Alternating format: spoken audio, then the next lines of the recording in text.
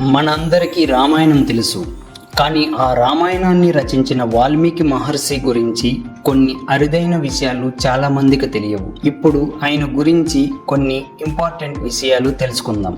వాల్మీకి అసలు పేరు రత్నాకర్. ఆయన బోయవాడిగా పుట్టి అడవుల్లో దొంగగా జీవించాడు.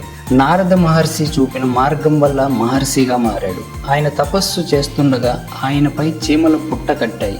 ఆ పుట్టను వాల్మీకు అంటారు. అందుకే ఆయనకు వాల్మీకి అనే పేరు వచ్చింది. వాల్మీకి మహర్షిని ఆది కవి అంటే తొలి కవి అని పిలుస్తారు.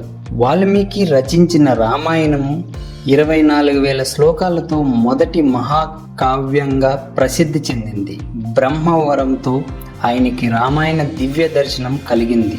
లవకుశులు వాల్మీకి ఆశ్రమంలో పెరిగి రామాయణాన్ని ఆయన దగ్గరే నేర్చుకున్నారు. మీకు ఈ వీడియో నచ్చినట్లయితే ఛానల్ని సబ్స్క్రైబ్ చేసుకోండి.